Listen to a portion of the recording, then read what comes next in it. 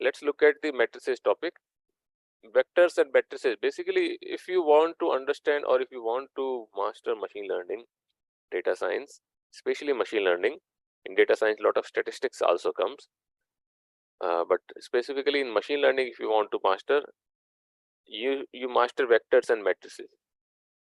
Okay, throughout the course you will see it's the play of vectors and matrices, and somewhere we will bring the calculus, differential calculus, solving the differential equations to do the optimization. That's the whole play. So if you develop a general understanding of this thing, you will have a very good understanding of machine learning also. Today you will probably will see some glimpse of that, how matrices and vectors play a very important role. All right. So a common question that many people have in mind with regard to vectors and matrices is that why do we need vectors and matrices and what can we do with them? Okay, this is a very general question, like somebody who comes to machine learning course and the trainer starts training, telling about vectors and matrices, then a obvious question is what is the role of it, why I am studying this.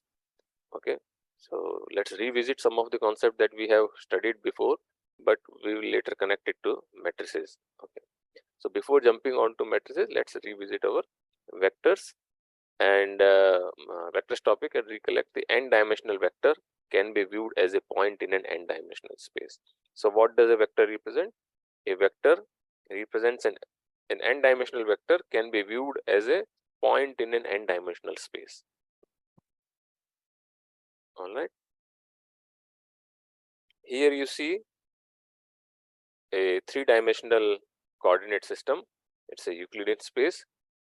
R, G, and B. These are three orthogonal axes.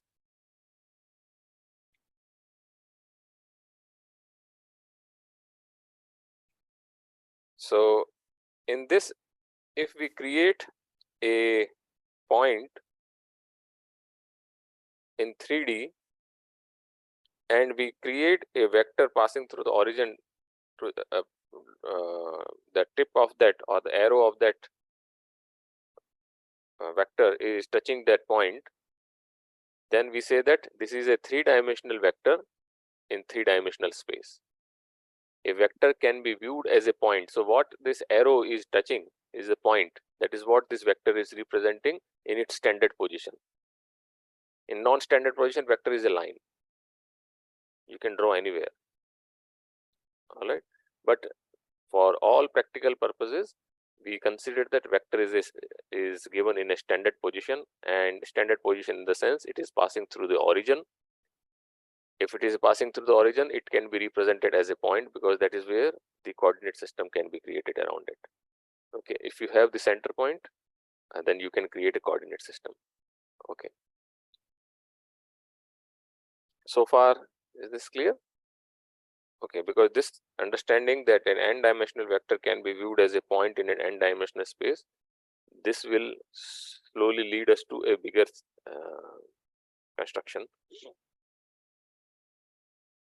Now, according to the previous interpretation that an n-dimensional vector can be viewed as a point in an n-dimensional space, each number now in that vector, an n-dimensional vector, each number in that vector is the coordinate along one of the axes in the n dimensions.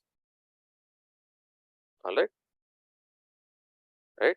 If n dimensions are there in a vector, that means n elements are there. Each element is representing a coordinate along one of the axes.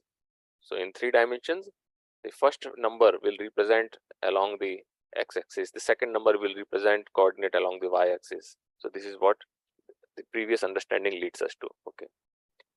Now each axis in turn can be viewed as some measurement of one particular characteristic. So let's look at this particular thing. So that point is 213, 10, 12. So 213 is the R value, 10 is the G value, 12 is the B value. If these are the coordinates in each of the respective axes, we get a point in the 3D. And if you take RGB as the color combination, then you get a red color.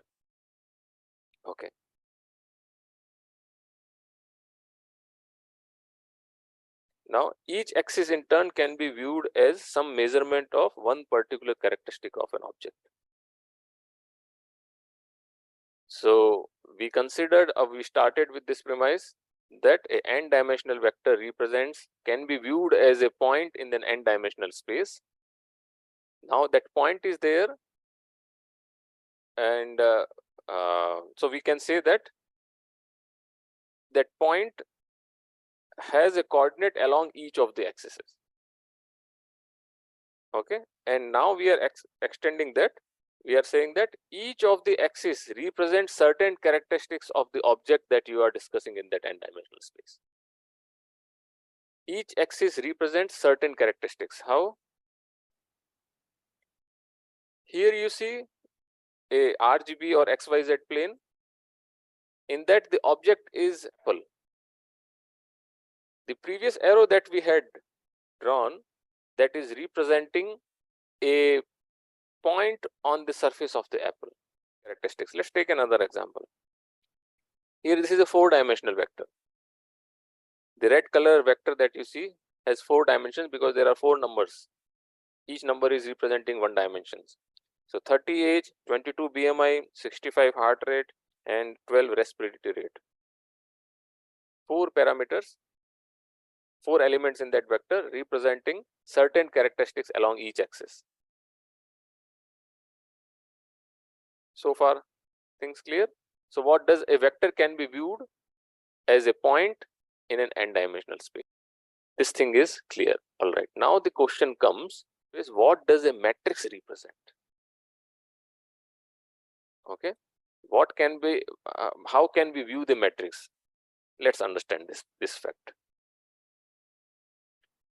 Matrix represents a particular way to move any point in space into a different position in another space. Suppose there is a vector, there is an object in the center of the room, and you want to see how that object will look like on the wall. Okay, so basically what you want to do, you want to move certain points in a space to another position in another space. So first space was your 3D.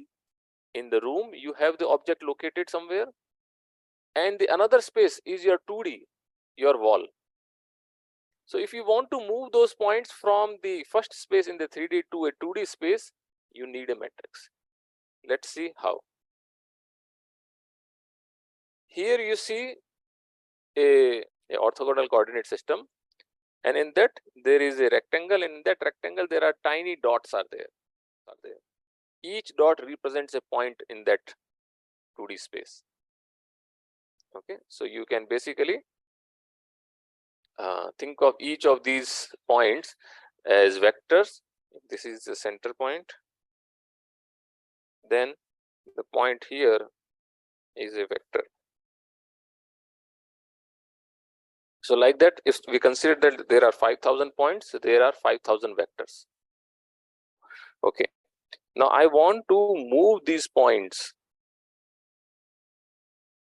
in another position such that the current square, or the way that I am looking at, it rotates 45 degrees. I want to move each of the point in this square box to 45 degrees.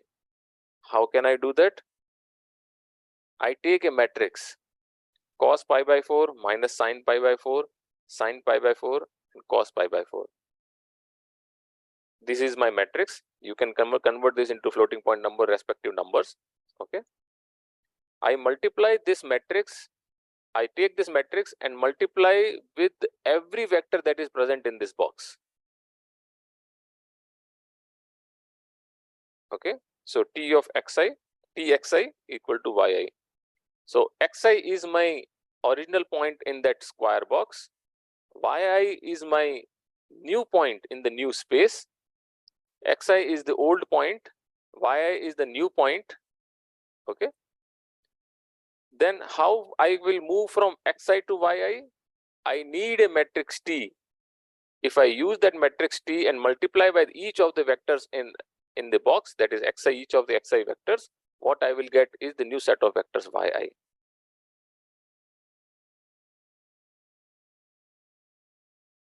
Alright.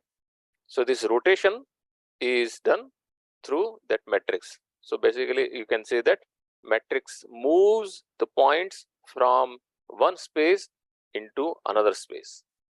Let's take another small example. Again, we have in xy plane, we have a square box in which thousands of dots are there, and each of these dots points represent vectors. I want to stretch it. Okay, so each of the points that I have, if they are above x-axis, they should move further up. They are above x-axis, they should move further along the y. If they are below x-axis, they move further below along the minus y direction. So that is what I want to do. So I take this matrix T and multiply with all the vectors of the original space. I get yi, and then the structure will be a stretched structure. So what does T has done? T has moved the points from one space to another space. Is this thing clear?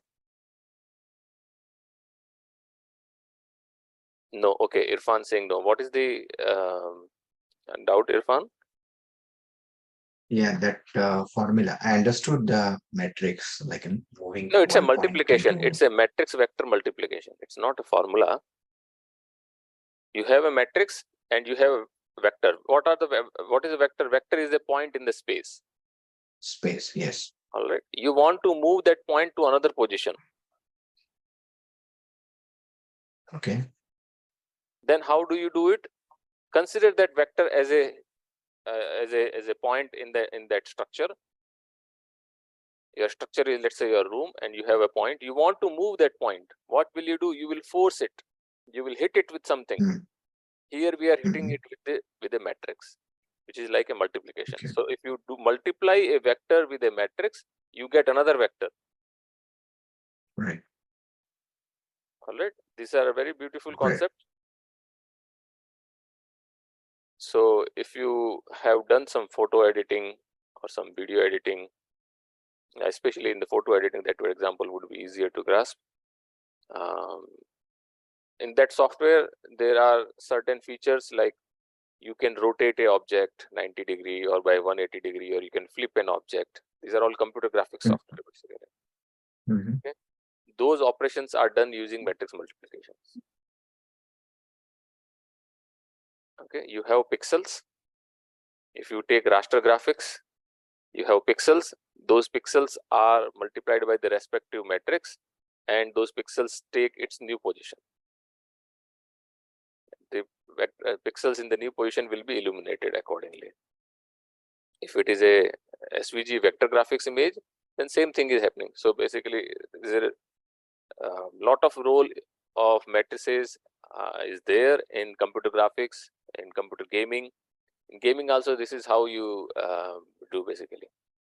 In all physics engines, in robotics, if you have a robotic arm in this position, and if you want to move it to another position, then how do you move it? You take the coordinates of your arm and you multiply it by another translation matrix, so that moves it to another place. Okay, so internally this is how things are done. Yeah, but the shape got changed, right? That is because of the Earlier it was vector a vector. multiplication. No, earlier it was vector. Now also it is a vector. Okay. But the position of the vectors has changed. Orientation has changed. Okay. Orientation, basically, you can say orientation changed, but they are still vectors. Okay. Yeah, Either they vectors are I understand, stretched, but they are stretched, they are rotated, they are shrunk. Something has happened. okay. All right. Now, what if you multiply a vector with a matrix and the vector only either stretches or shrinks but doesn't change its direction? Right. Here we see that when we multiply it by a matrix, the magnitude as well as the direction of the vector has changed. But what if you multiply a vector with a matrix and the vector only stretches or shrinks but doesn't change its direction? We call such a vector as eigenvector. All right. So that is where the eigenvector eigenvalue concept comes in. We will later, separate topic, separate lesson, or separate session, we will cover that entire thing. Now let's look at some algebraic notations that we will use very often throughout the course. So matrices are represented by capital bold letters.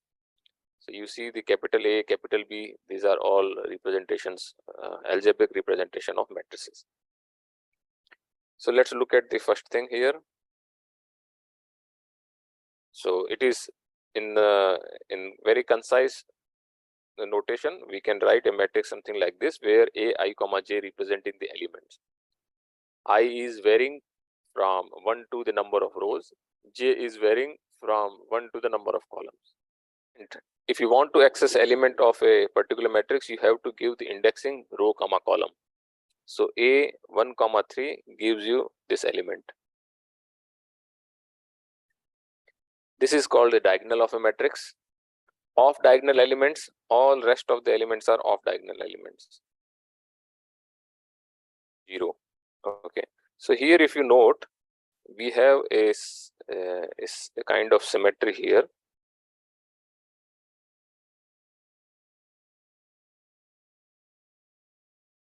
So there is a 4 zeros at the left bottom, and there are 4 ones at the top right.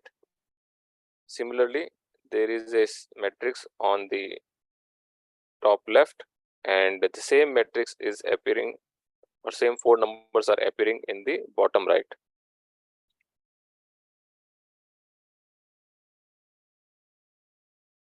And these 4 ones on the top right are represented by 1 for 0, and again B is appearing. So B10B, that is what we have. So therefore this matrix is called block matrix, or matrix represented in the block notation. Okay, where each of these are matrices. You see, this is bold letters. All right, so this is a formal way of communicating matrices and their elements. First, we are looking at matrix addition. So it's element-wise addition. Matrices must be of the same shape. If matrices are of not the same shape, then you cannot do addition. So if A is a matrix where elements are defined as Aij, B is a matrix where elements are defined as Bij, then A plus B is equal to Aij plus Bij. Very simple.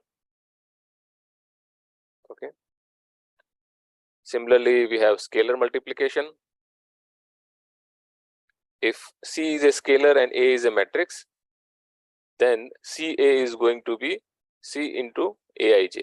So you are multiplying every element in that matrix by that scalar. Okay. What is zero matrix? All elements must be 0, not just the diagonal or off diagonal, but all elements are 0. That's a zero matrix. You can take whatever shape you want. Now let's look at the further properties. If you have multiple such objects, what mathematical properties exist? Commutative, associative. A plus B plus C is equal to A plus B plus C. A plus 0 is equal to A. Similarly, A plus minus A is equal to 0. So these are the properties. Similarly, properties of a matrix, scalar multiplication. Earlier we saw the addition properties. Now we are looking at the scalar multiplication. So this is associative. Alpha beta A is equal to alpha beta A. Alpha plus beta A is equal to alpha A plus beta A, distributive. Then another distributive property with single scalar variable. Then IA is equal to A. Then 0A is equal to 0. A matrix is a set of column vectors placed side by side. Or another alternative view is a set of row vectors placed side by side. So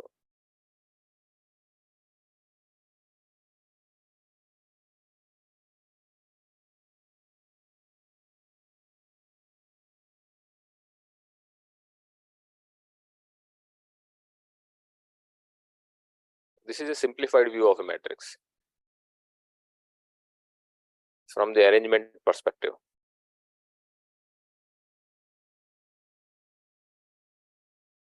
Okay. Now this particular understanding tells us a couple of things. In the vector space, in the 2D example of that vector subspace, V1 and V2 were the two initial vectors, and that created a whole subspace, 2D subspace. What was the mathematical operation that you performed which led to the creation of that vector subspace?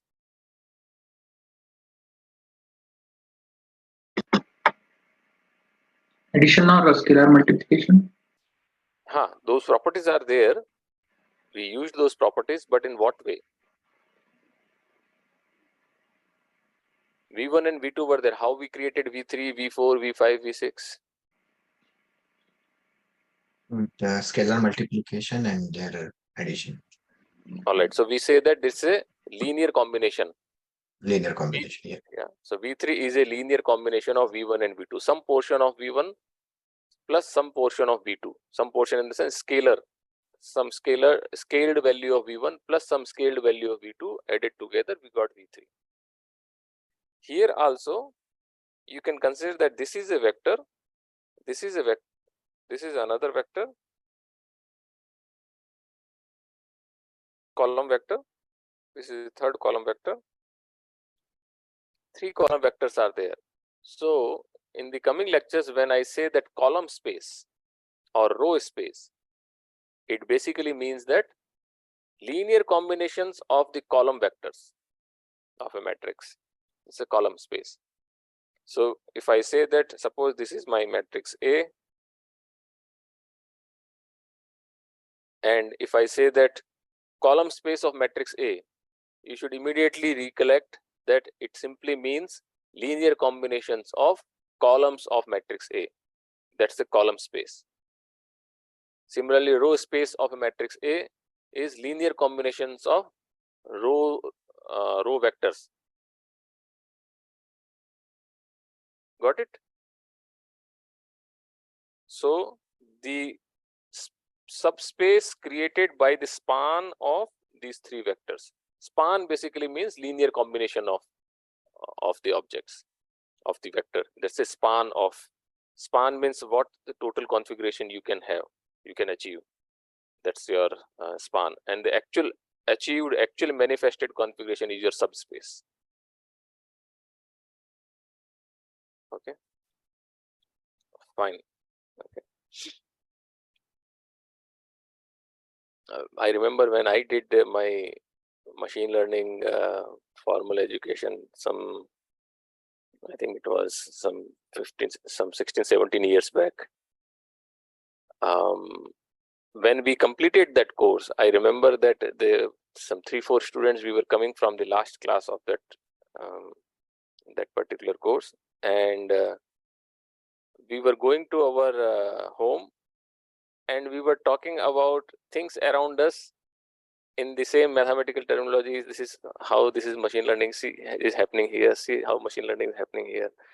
So if you try to involve yourself into this and you start thinking in this way, you will soon realize that a lot of things around you are just the transformations. One is transforming into another, another is transforming into another, because there are certain forces, certain factors that played and which transformed the thing. Okay. Okay, let's move ahead. Now let's look at the vector multiplication. We looked at how vector addition is done. We looked at how scalar multiplication of matrices is done. Now let's look at vector multiplication. If A is a matrix of the shape M cross N, B is a matrix of shape N cross P, then the resulting matrix C is of the configuration M plus M cross P. Okay, these two must be same.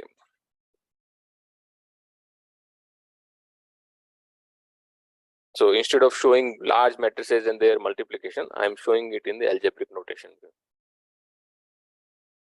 This is how you will get in many of the literature also. They will not create sample matrices of, because it's not possible. You have a data set of million points. How can you represent that data in actual matrix form? You will represent symbolically that X is my data set. Okay. This is a dimension, right? Yeah, these are the Not the dimension of, like, let's say 2 by 3 and let's say 3 by 4 yes, dimension is is going to shape. be, yeah, shape, right? Yeah, shape. So it's going to be 2 by 4. Yeah, correct.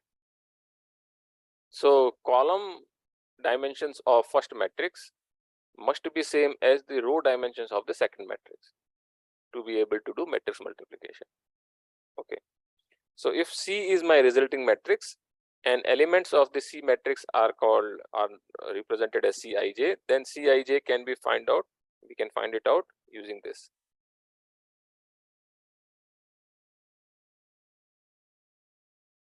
So you see that there is a kind of dot product is happening. Let's take this example. So suppose my A matrix is 1, 2, 3, 4, and my B matrix is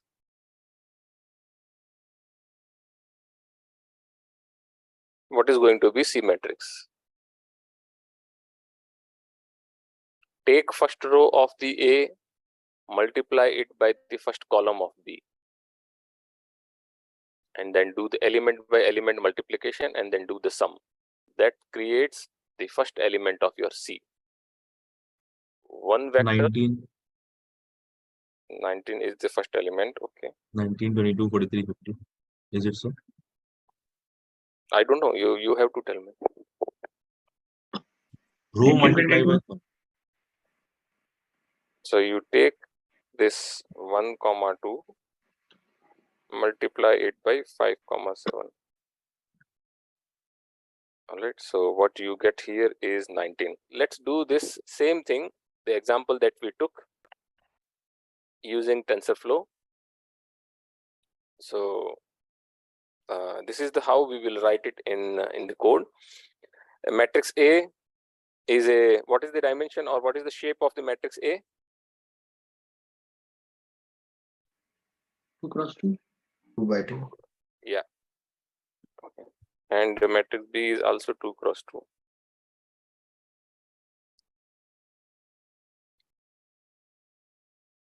So result is a matrix multiplication, very straightforward. You have the matmul as a function taken from TensorFlow. So matrix A, matrix B, and then you have the print statements. Very, very straightforward, nothing fancy. All right. So that was for me, simple thing I took. Now that's for you.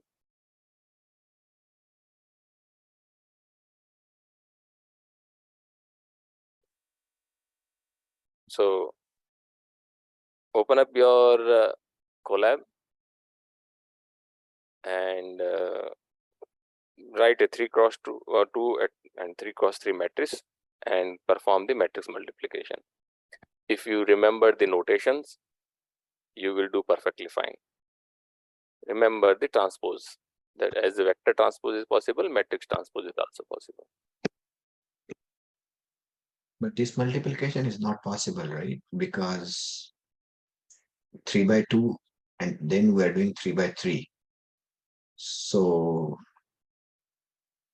no, these are two it's matrices. not matching.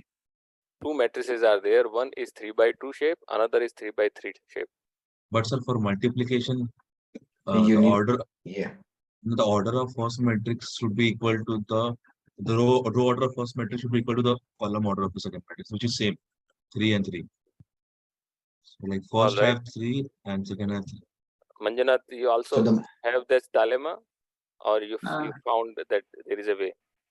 I'll transpose this 3 cross 2 and then I'll get it 2 cross 3 and then I'll multiply. Good. This can be transposed. So Yeah. column becomes rows, row becomes column, and then it should be fine.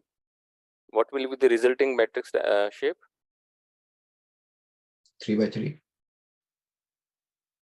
No, transpose. Yeah, 2 by 3. 2 by 3. Good.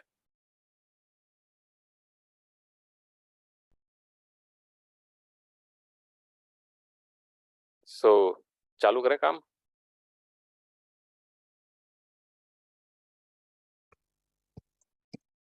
So once you create TF constants A and B, to take the transpose, you just use TF dot transpose and pass the variable.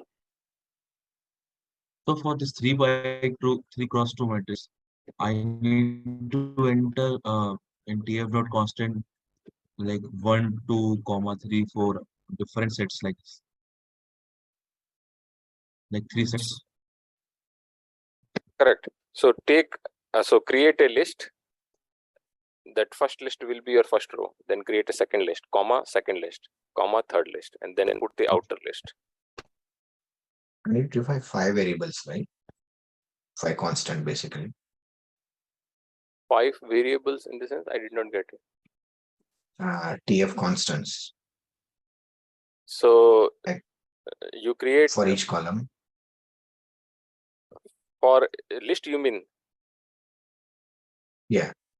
Okay. 5 So lists, you, right? for matrix A, there will be 3 lists and the outer list containing all the 3 lists. And sir, while printing do I need to mention dot numpy also. Yeah, you can. If you do that, then it will be clearly written as a matrix. If you don't use it, then it will be shown as a tensor. Okay, so Manjunath, your solution is fine. All right, good. Satya's solution is also fine. No, not this way. Irfan, you can like within this itself you can do. So I will not edit this one. I will show it my solution here. Okay, got it. So this is the first row, comma second row, comma third row. All 3 rows are clubbed in the matrix. Okay. Your solutions are fine, but one comment, both for Manjunath and Satya, you have not given spaces here. See, Python has certain practices, certain best practices. So give space like this. Okay. You see after comma there is a space, and after comma, so follow that.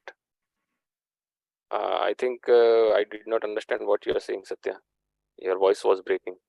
So I was saying that this while what you say writing matrix A or B, so the data type like TF dot float 32, do we need to write that, or it's not You can compulsory? if you no you can if you want to convert that into floating point numbers. If you want to represent them in a floating point number. Oh, that's the reason in my result it's in floating point 48 point. Yeah, because you wrote this. Yeah. Achha, got it. All right. So what I was saying that certain best practices here in my solution. This is my notebook. Either you write it very explicitly what your variable is, or you use the variable which is notationally represented in algebra. Small letters for vectors, scalars, capital letters for matrices. Manjunath, certain best practices, give a space after this equal sign. Okay, these are some of the programming practices that, if followed, the code becomes maintainable in the long term.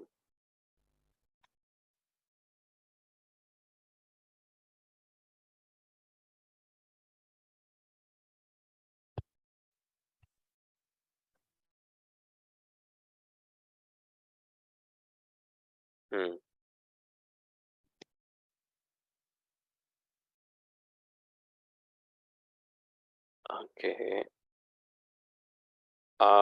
Check the dimensions of matrix B. It should be 1, 2, 3, 4, 5, 6, 7, 8, 9. Irfan. Right.